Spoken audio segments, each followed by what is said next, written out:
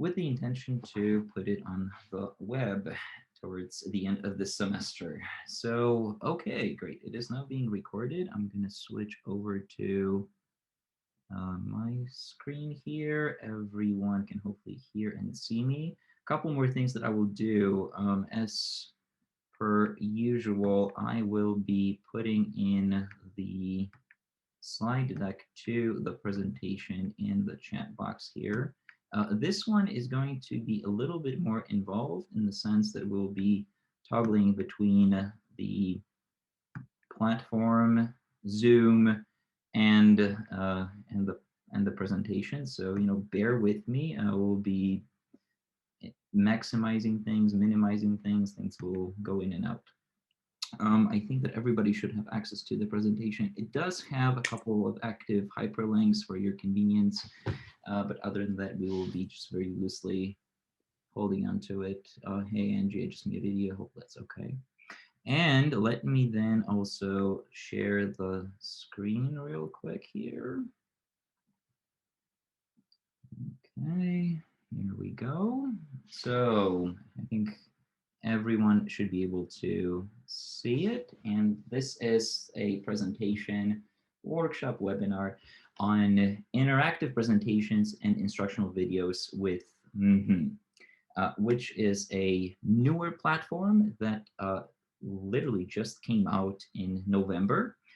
And its name is ridiculous, even by the standards of Silicon Valley, but it is catchy and people remember it.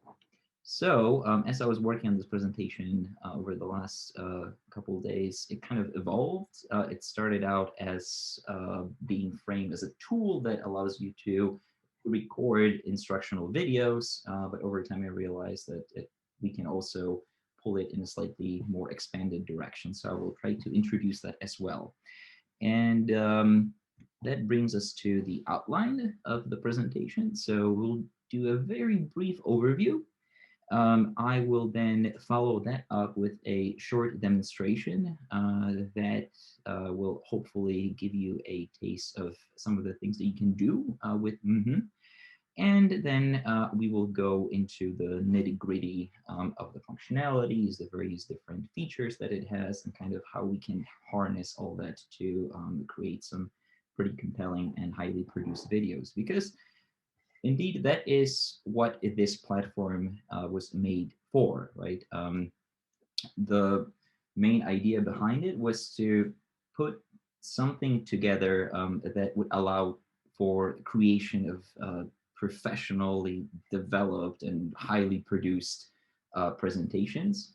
And to do that with in a very kind of intuitive and easy to learn way. I used a slide from SNL. If you guys watch SNL, that is instantly recognizable. To kind of give you an example of the kind of material you can produce with mmhmm. So some of the selected features that let you do that are virtual backgrounds. I think by now that is pretty standard um, in every streaming application. You can include and position videos inside of the background panes. You can embed images and slides, and also use a whole array of video filters and all that is kind of easily accessible and available to you. Couple more things that I should probably point out. So one way to conceive of this platform is as a virtual camera, right? So what you use right now at this very moment is the webcams that you have in your computers, and when you select a camera in Zoom, it will show, right? When you install mmhmm, that camera will be supplemented with an additional camera with mmhmm, which is not a real camera, but that is just how the system will see it. And that is important because that means that we can actually use this in Zoom. We can use this in Skype. We can use this with other platforms that you guys may be engaged with when working. Of course, we In addition to that, we can use mmhmm to record videos and video presentations. I was hoping to get our colleague Sasha Boskovich to talk about his little project that he has started on recording bite-sized instructional videos on various aspects of BCS, grammar, Bosnian Serbian Croatian grammar, and vocabulary. I'm mentioning this because should you be interested, feel free to reach out to him. I'm sure he will be happy to help you. I mentioned that you can use this as an alternative camera in Zoom. The platform is freemium, meaning that it's available for free up to a certain level of functionality, beyond which they will make you pay for it. However, because they are just starting, they are giving each educator and student 1 year of free premium service, which is awfully nice of them. You do have to verify your email with them through this link right here that I included. It takes maybe a minute, and you should be all set. Okay. So, well, enough of that. Let us maybe see what this thing can do. So I'm going to stop sharing this and move over to the actual platform. Let me just find it right here. Okay, great. So this is what it looks like. I hope everybody can see it. Also, feel free to, again, use chat if there's anything, that comes up that you want to ask about, any comments you'd like to make, do put them in there, and towards the end of this presentation, we can try to go over them, synthesize them, and answer as many as we can. Great. So this is what it looks like in real life. It is, pretty not threatening. You see that right off the bat, there is a window right in the middle. I am in it, and then in the upper right-hand corner, there's a little slide. And what we could do is we can, the slide. I mean, it's not very well visible, admittedly. What we could do is we can, we can magnify it. But that leaves us with the inconvenient figure of the presenter in the middle, which we can move really easily to the side. We can make it even smaller if we want to, or we can get rid of it completely and have the slide present or speak for itself. Okay. So you will notice that there are some things at the bottom right here, and those are the slides that I kind of uploaded for the purpose of this instructional video. Let me just, magnify my bit here. Okay. Simon, I'm sorry to interrupt you, but it looks that we do not see what's going on your slide, on your side. Yeah, the screen is empty. Oh, the screen is empty. We see your hand, but nothing else. We just see the initial. Well, it's not empty, it's just the blank. It's template. blank, yeah. Okay. Do you see me as in the recording, the me moving? Nope. No. No. You moving. Simon, we can only see your mouse moving on the screen, on the blank screen. Mm-hmm. I can send you I just took a photo, so I'll, if okay, I'll send it to you so you see what we see. So I'll send it to your cell phone. Yeah, sure. Do I have it? That would be great. Okay, Okay. let me stop sharing this.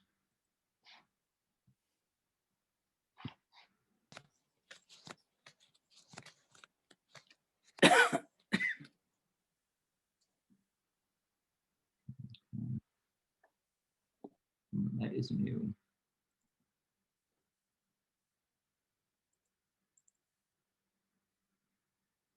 Okay, I see.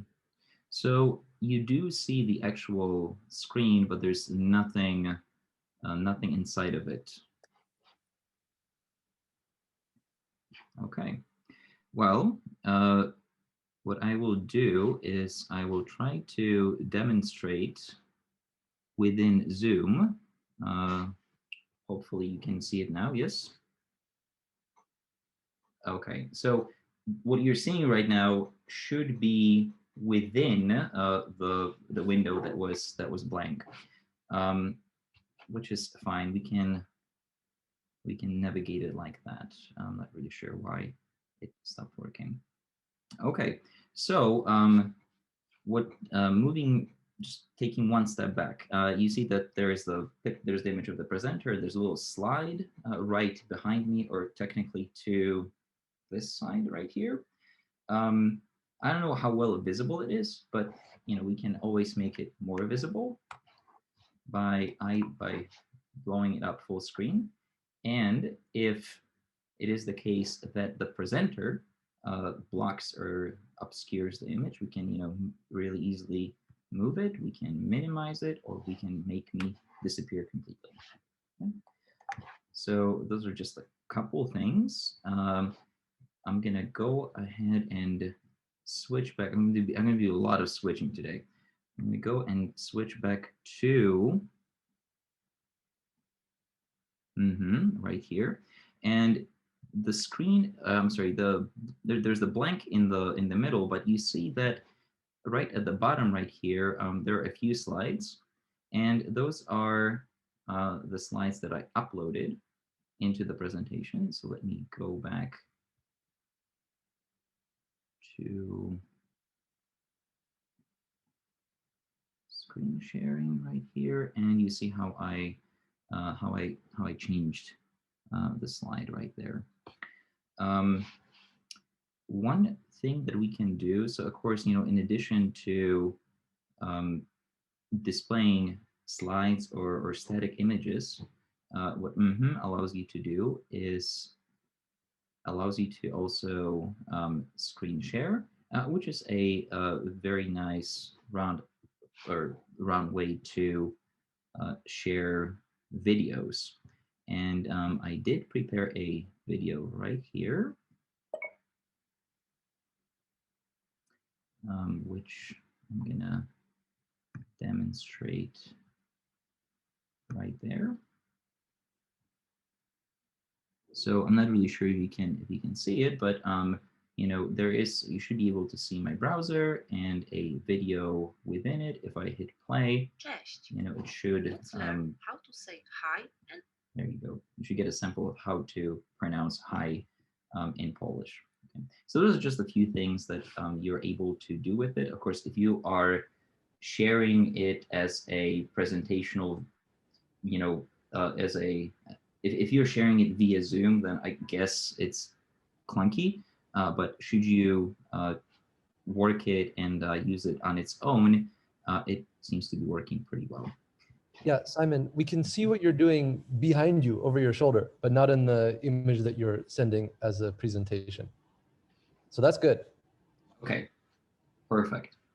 So now the question that may be coming up is, okay, so why is this, how is this any different? How is this any better than Zoom? Well, I think one of the main reasons is that you don't necessarily have to toggle between your presentation and yourself anymore, right?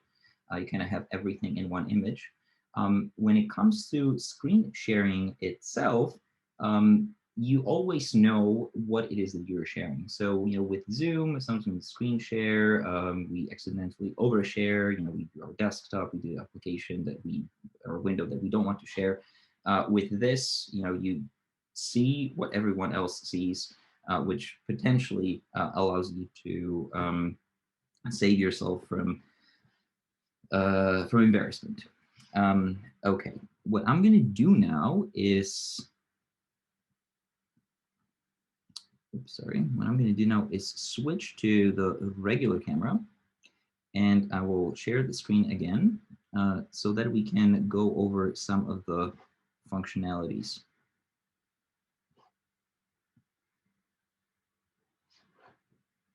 Okay, so again, the screen is blank, but you should be able to see my mouse cursor. Now, I think the most important thing to look into or to begin with is the camera option right here. If we expand this box, we see that there are a couple things to note. Here we can decide what camera it is that we're going to be using to capture the image. I do have another virtual camera installed here, so it's showing most of you will probably just have one. The zoom feature here, I never really used.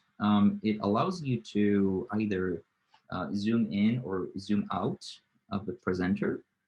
And then if you have a green screen, which at the moment I don't, but some of you may have it, similarly to Zoom, you can enable this function here, which will then take advantage of the backdrop.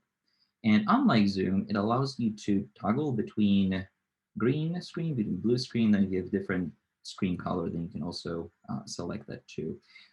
This threshold slider allows you to adjust the contrast between you and the screen. I'm not going to get into that. If you do have a green screen at home, then I will be happy to help you navigate through that. The next thing is I'm just going to go through it's the most important functions of this platform. The next thing is the rooms, which is actually a pretty cool feature. There are a bunch of virtual rooms or virtual backgrounds, as we know them from Zoom, to kind of draw on this Zoom comparison here. Many of them are already preloaded. What I have going in the background is a brick wall, but it is possible to actually select from an even broader palette of rooms available to us, right? Most of them are static. Some of them are going to be moving. Some of them are going to be dynamic. And then if there's, if we don't like any of them or there's something better, we can also add our own room, which I will try to do right now. So I found a picture of a classroom in Hamilton, which I'm going to drag right in here. Now, hopefully you guys can see it. Okay.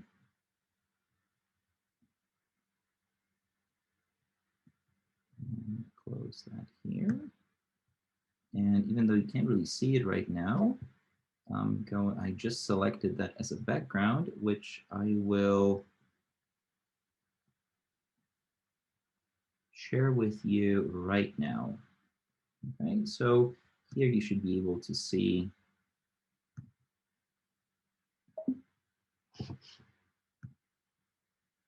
my own uploaded back. So it is, in many ways, it would be similar to what we already used to, but it's nice to have that feature available. The next thing that I wanted to point to are the actual slides, or as the creators of this platform refer to are as media. So you see that they're all sort of aligned right here at the very bottom. One of these slides is a shared screen. I'm going to go ahead and move it or drag it to the right. But let us see if we can add some new ones, right? So here it is important to point out that when we are talking about media in the context of this platform, what we're really referring to is images. The slides are not going to be PDFs. They are not going to be PowerPoint presentation decks. We strictly need to work with images here, which is a little bit I'm sorry, it's a little bit unusual, but at the same time makes things a lot easier to navigate. So you see that there are already, let me just go back here really quick. Oops, sorry about that. So you see that there are a couple slides. We can toggle between them.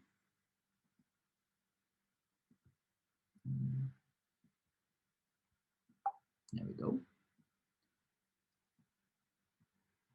But let us maybe add another one. So since many of us are working with either PowerPoint or Google Slides, it may be useful to see how we can actually turn those slides into images. I'm going to go back to the regular screen sharing, and I will here reshare.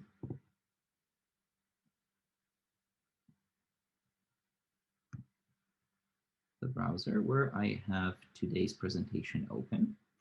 And let's see that I'm interested in, I don't know, maybe embedding the questions slide in the presentation. So to do that, I will go to File, Download, and download as a PNG, which is a higher quality image than JPEG. So I'm going to go ahead and do just that. And it has downloaded into my Downloads folder. I will place it on, I'll place it on the desktop.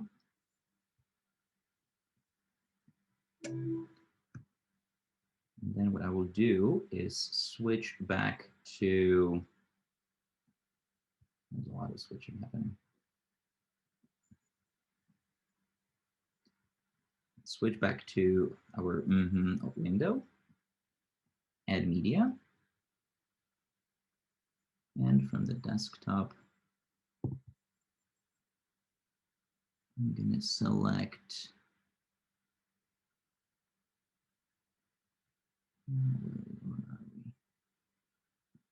the question slide. And let me just toggle here to show you what it looks like. And in fact, we're able to successfully insert it in our presentation.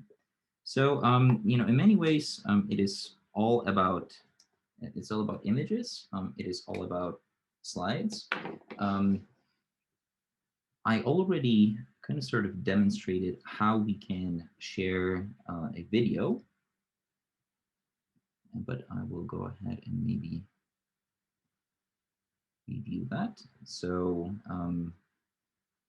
I'm sorry, not video, but we can also share our screen. So we can do it from right here. Another thing that we can do, and I think that some of us may actually be better positioned to take advantage of, is adding videos. So what it allows us to do is embed videos in the background behind us.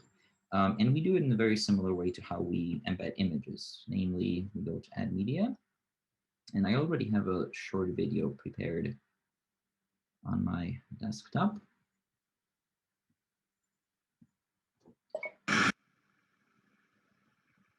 Videos start playing automatically. I'm going to switch really quickly to the camera now to show you what it looks like. So you see that there it is in the background. I'm going to reposition it and maybe move myself over right here.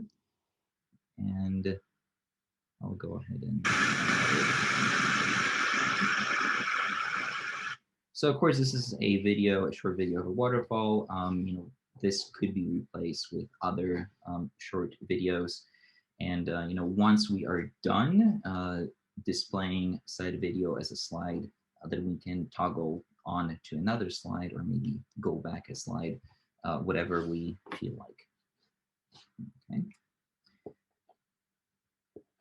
So since we are talking about slides, let me switch back to the regular screen sharing here.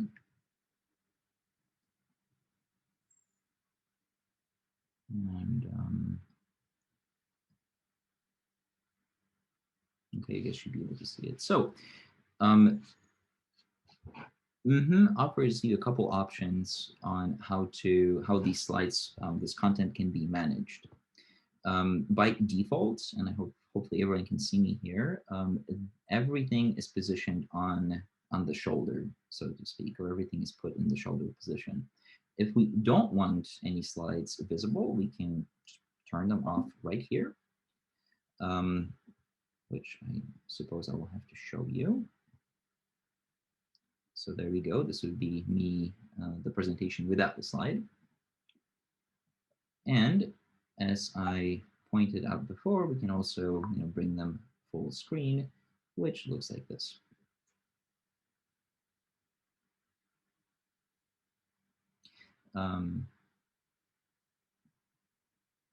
Now, what the makers of this, what mmhmm lets you do is there's a number of what's called hotkeys that allow you to really quickly toggle your content and resize it and so on and so forth. I'm not going to go into the details. I'll just give you two probably most popular ones, and most useful ones. So if you press, maybe I will, so if you press the period button on your keyboard, you just switch it here. So let's see, type it up here. Hot period lets you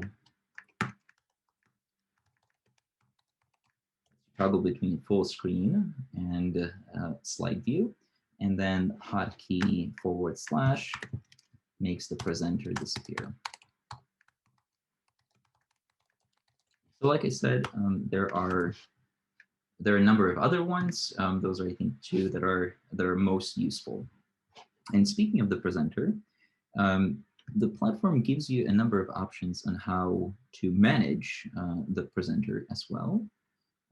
Hopefully everyone can see it. Okay, we're in the right window. And those are available right here next to the rooms. So let's move over to the presenter box, or the presenter tab. And there are a few things that we notice right away. One of these things is the pointer, which is just your standard kind of laser pointer. I'm going to go ahead and activate it and switch over to the camera so you can see. So this is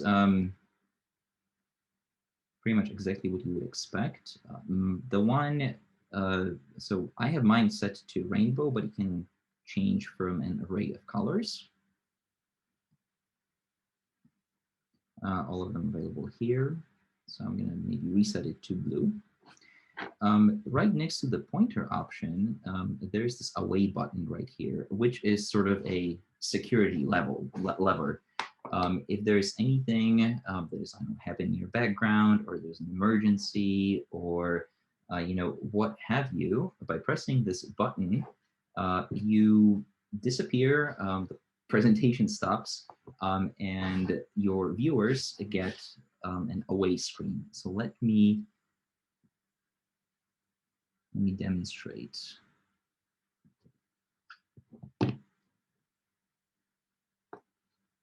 Oh, oops, sorry. Here we go. So this is what you would see, and then if I click it again, it should be lifted. Okay, let me. So pretty useful. Zoom doesn't really allow you to do that in a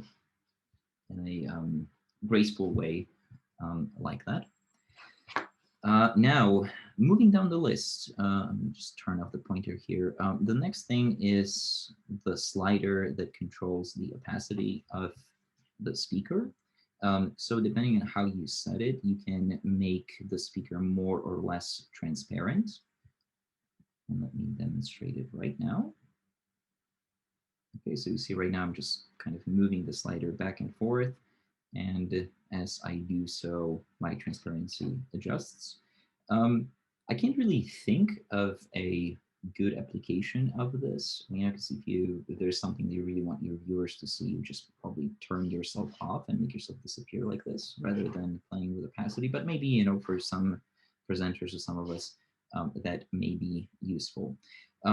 There's also, right beneath it, there is a sizing slider. So that is right here.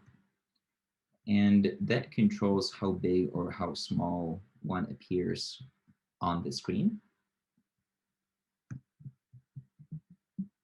It's gonna be really big or really small. I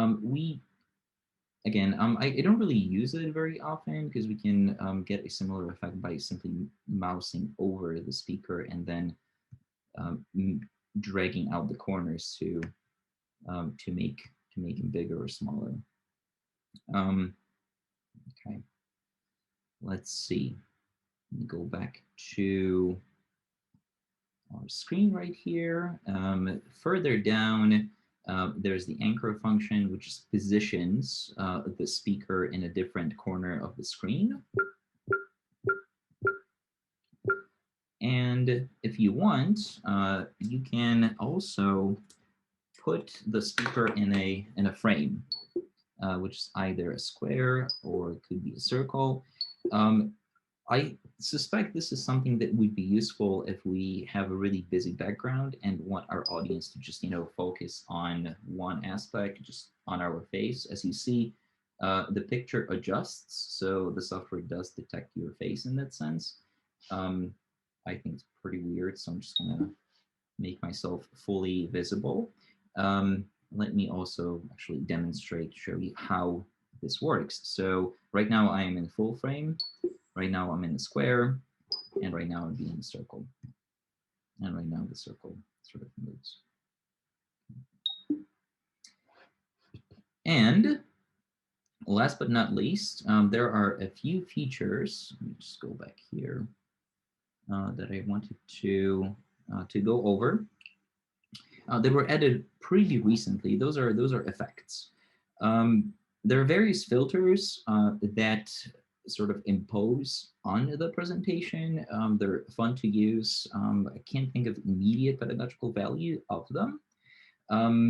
Likewise, there's this feature here that is purely fun, big hands. I'm gonna actually show it to you. So switching back here with this thing activated, what you do is, if you show hands, they should be, there we go. They're replaced by these really big, funny looking, comical gestures. So I'm gonna go ahead and turn that off and switch to that. And that pretty much, takes care of everything. Those are the basic functions.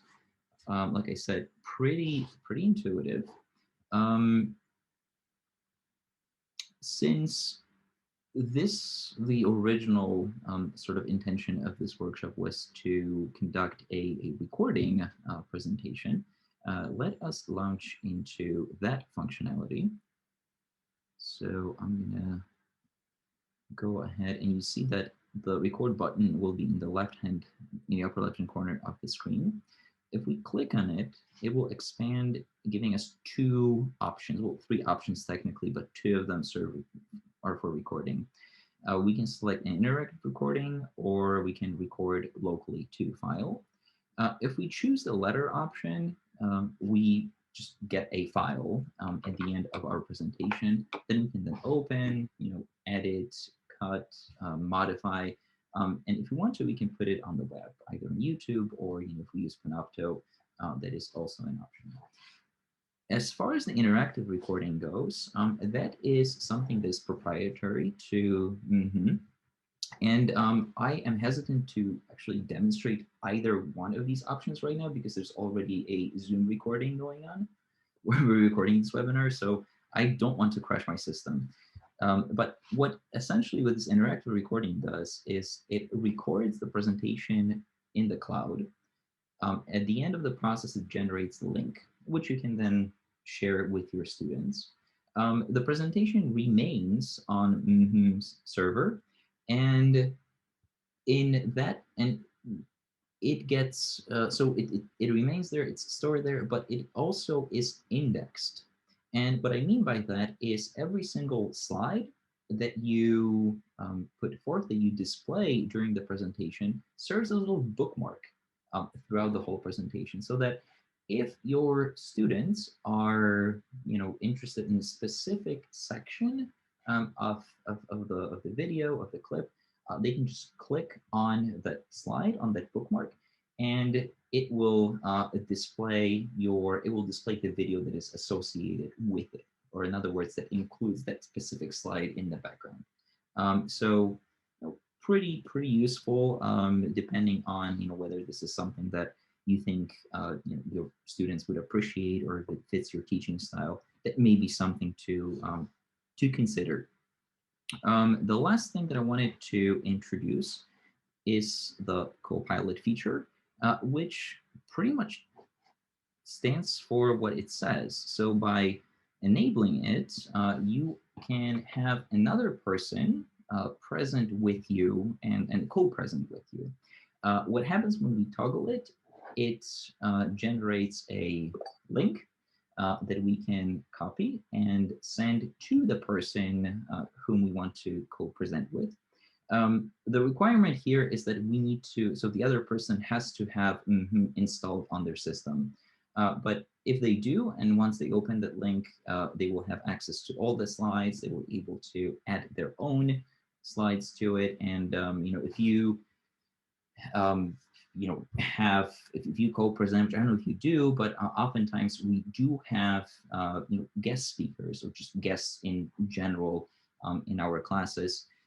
If they bring their own presentations, or if we want to record those sessions in this specific format, then the Copilot feature would be ideal for that. Okay, I'm gonna just disable it for now.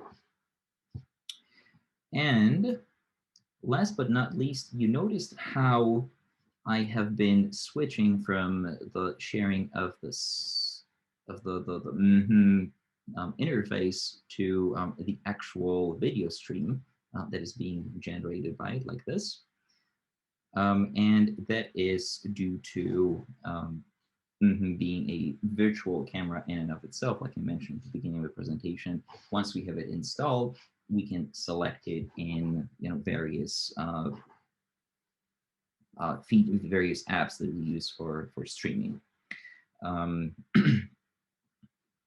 So let me then go back to the usual screen share, and I'm going to go ahead and stop sharing and go back to the browser. Okay, so back to our slides. And at this point, I will just run a quick summary of everything that we've covered, and it's quite a bit, but I think that pretty much covers it all. In other words, there aren't any other hidden functions to this. This is pretty much it. So we looked into how to set up your webcam in mmhmm, how to choose a room or a virtual background, if you will. We also saw how one can load the slides and other media, in our case, a video, into the platform, and how we can turn them into active slides. We looked into how to share the screen, how various slides can be managed, right? So whether they're above us, behind us, to the side, and the shoulder. And likewise, we looked into how we can manage the presenter, right? So the magnification, laser pointers, the away message, things like that. Then towards the end, we looked at how we can record the presentation either on our computers or up in the cloud. And really briefly, we looked into the Copilot feature. And throughout the whole presentation, which was not really intended, we were using mmhmm with the Zoom video conference platform. So that concludes it. We are about 45 minutes into our time slot. And since I said that, we can move to questions. I'm going to stop sharing the screen. I don't even know what screen I'm sharing anymore. And there's a bunch of questions already. Okay, I know I see Helly holding her hand up. So Helly, why don't you go first? Thanks, Simon. So 2 questions. So I was focusing really badly when you were talking about the connected to Zoom. you said that maybe if teaching on Zoom, so then going through this platform might not be a good idea. So then the students, would they then have the same app? How would, if wanting to use this when in class? So yeah, I should clarify. What I was trying to do through Zoom is I was trying to share the application window as I was also being recorded, which is different than sharing the camera. So if you want to use in conjunction with Zoom, what you would do is you would first install it on your computer. You would open it, get yourself set up with your slides and everything else with your backgrounds. And then with that being sort of done, what you would do is you would start the Zoom meeting, and then instead of having your MacBook camera, you would select the camera, which would generate the image from within Zoom for everyone to see. Okay. I don't know if Got it. I think that requires like just training, just to do it a few times. Yeah. So, you open up, you set everything up there, you go Yeah. to Zoom, start your meeting, select for your camera, and run the show. Right. Second quick question, the duration of the videos that you can put on is you just like the video that you shared was quite brief. So is there some kind of maximum time that that it can hold? Not to my knowledge, Okay. but I think that the restrictions here would be pedagogical in nature, right? So you don't want to put up anything that's longer than 2 minutes, ideally. Oh, yeah. Right. I Absolutely. would not use it to share movies with people. That may be too much. I also just don't know how, not to say functional, but how well their servers would handle the kind of buffering, the kind of data flow that is required, that comes with a movie. So anything short is fine. Anything bigger is totally questionable. Yeah, I was just thinking like for both classes, Swedish and Finnish, we're doing news. So there are these like very short, easy news that they broadcast. So for 3-4 minutes, and then pausing it and doing slides to explain what they just said. So like that kind of a video would be still okay. Yeah. Okay. That would be ideal, I think. Okay. Excellent. Thank you. Sure. I see Celia has a question. I actually have 3 tiny questions, and one is really simple. Who has the rights to the materials that get uploaded into the cloud? Are those still our materials, or what can do with them? I'm sorry, you cut out the last portion. Could you please repeat that? Oh, I said, who has the rights to the materials that are potentially uploaded into the cloud? That is a very good question. I would imagine they're your intellectual property. So whatever it is that they're just a middleman, right? They don't claim intellectual property. They just store things. Okay. So I can definitely. I did not see anything about that on their website, which leads me to believe that if they were to interfere in that way with the content, like they have to tell you about it, right? And because they're not telling you, then obviously, or maybe I don't want to say obviously, but chances are that you retain the intellectual property rights. But like I said, I don't know 100%, so I'll have to check. Yeah. The second question is there any function in there that would make it possible to add subtitles? At the moment, no. Okay. I know that they're working on it, but not yet. All right. And the last question, I kind of see the problem that if you insert slides into something that's already being projected on a computer, the slides get smaller. And so my sense is that there is going to be, first of all, visual overload with all the things that there is at least a danger of visual overload. And then there is also danger that you won't be able to read the slides. From the people who've used this already, could anybody say something about your experience with that? Go ahead, Chris. Yeah, in my experience, it's best to choose one or the other. So if you're going to be having, you know, your slide in the background, then don't send your presentation as well. So just, you know, present here and be like, okay, we're doing, oh, where's my hand? We're doing this. And that way, this is the full screen and the students can see it well. And don't send another video stream with your desktop at the same time, if that makes sense.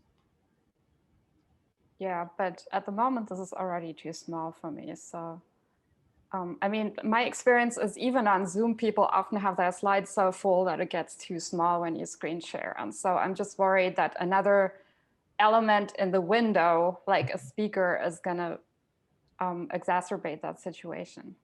Celia, are you in grid view right now? I've had it in speaker view, so it's, okay. yeah. Yeah, so it should be, I think it's best in speaker view, and then, you know, make it full screen as well so that you can see it as big as possible. So one thing that I would recommend doing in such cases is disabling the speaker. So making the speaker disappear, blowing out the slide full screen. And then if that is not enough, then you can further magnify it using the system preferences.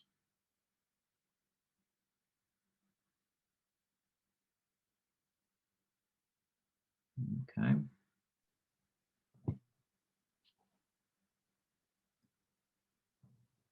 Let's take a look at the chat here.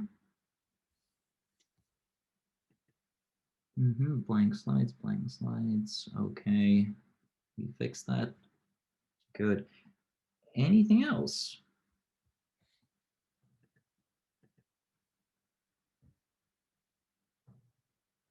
Okay. I think Pascal has a question.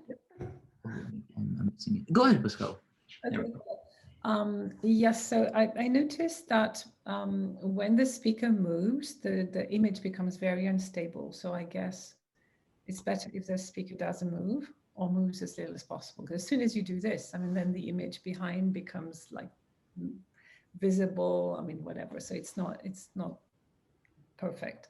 Another thing was that I haven't quite understood whether this platform is supposed to also be usable like as a substitute for Zoom, because you did mention breakout rooms and things like that. So it could actually be used instead of Zoom.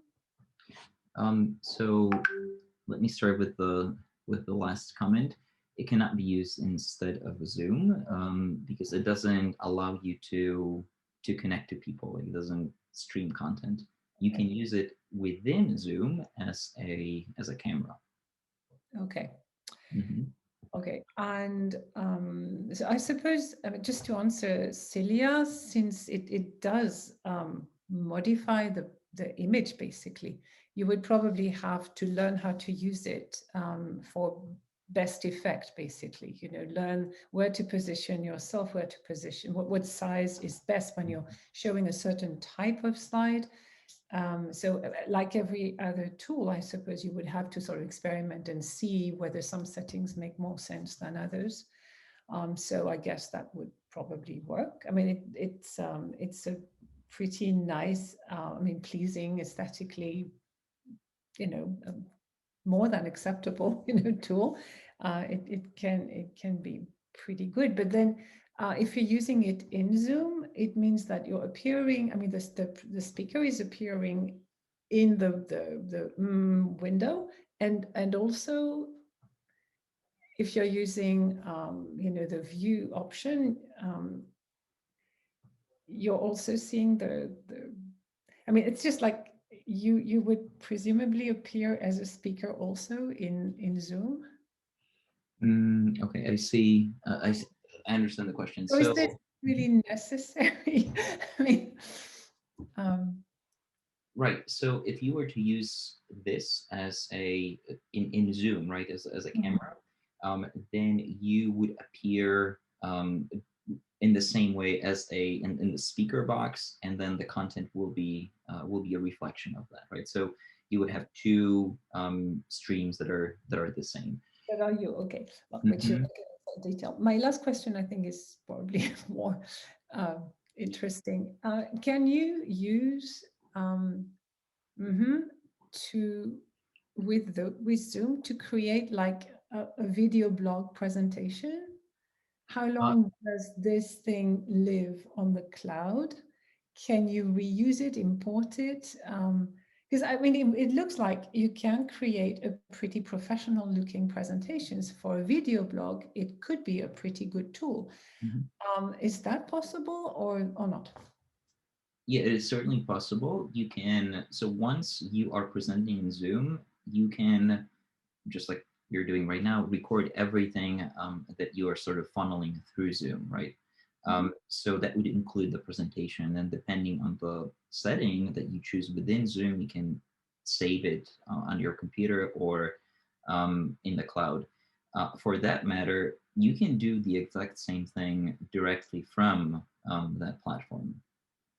If we're just talking about creating a video, you know, for a video blog, or you know, maybe something that is more formal or more structured, then you can just record directly in mmhmm, save it locally, and then upload it to whichever service you use. Okay, thank you. There were a few questions that came up in chat. One of these pertain to the size of the speaker. Yes, so the speaker can be either made very large or very small. That is fully adjustable. Moving down, let's see. It would be great for pre-recorded lecture bits. Yeah, and that is, Celia, exactly what Sasha is using it for.